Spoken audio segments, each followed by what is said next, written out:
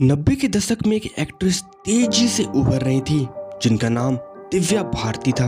दिव्या आंधी की तरह फिल्मों में आई और सबके होश उड़ा गई, लेकिन इससे पहले वो और टॉप पर पहुंच पाती, उनका रहस्यमय हालातों में निधन हो गया। दिव्या भारती बॉलीवुड की मशहूर अभिनेत्रियों में से एक रही हैं। दिव्या ने बहुत ही कम समय में इंडस्ट्री में अपने पांव पसार लिए थे। बॉलीवुड में कदम रखते ही वह टॉप अभिनेत्रियों में गिनी जाने लगी थी।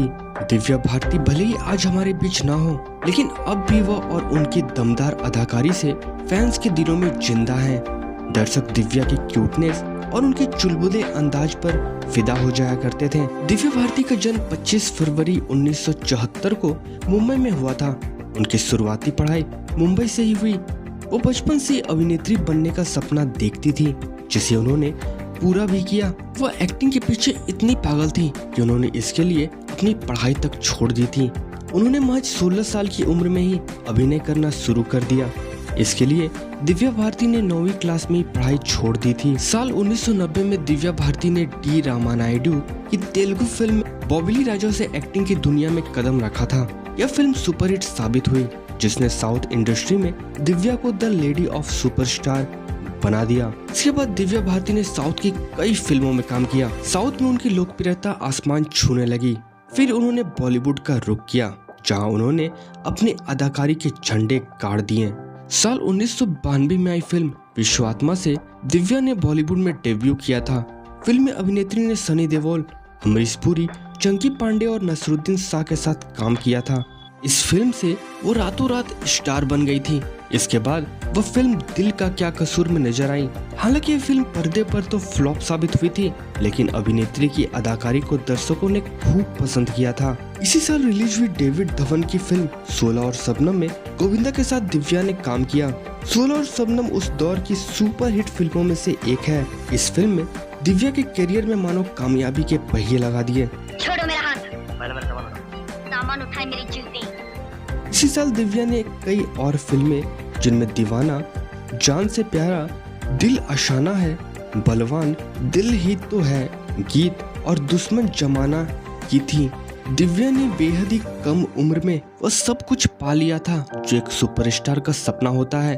कामयाबी दिव्या के कदम चूम रही थी, लेकिन इस बीच एक ऐसी खबर आई जिसने सभी फैंस के दिल को तोड़ कर रख दिया, और वह थी दिव्या की मौत की खबर।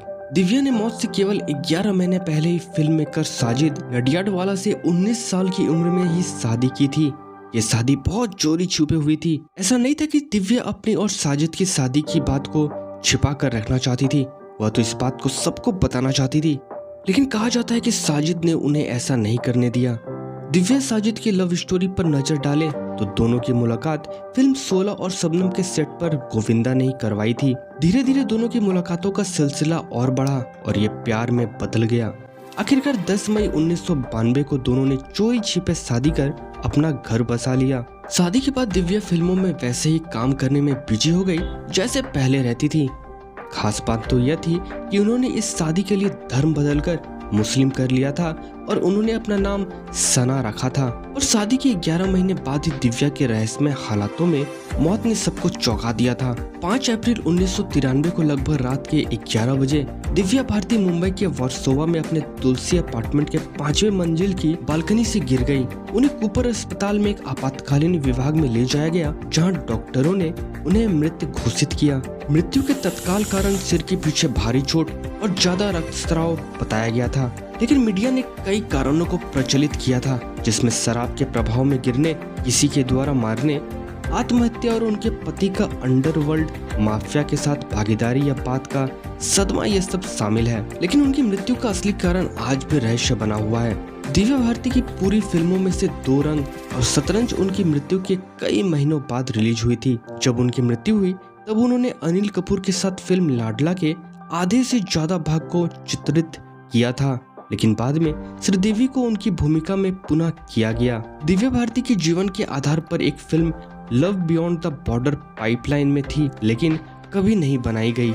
चाहे दिव्या भारती आज हमारे बीच नहीं रही, फिर भी वो आज भी अपने चहेतों के दिल पर राज कर रही हैं।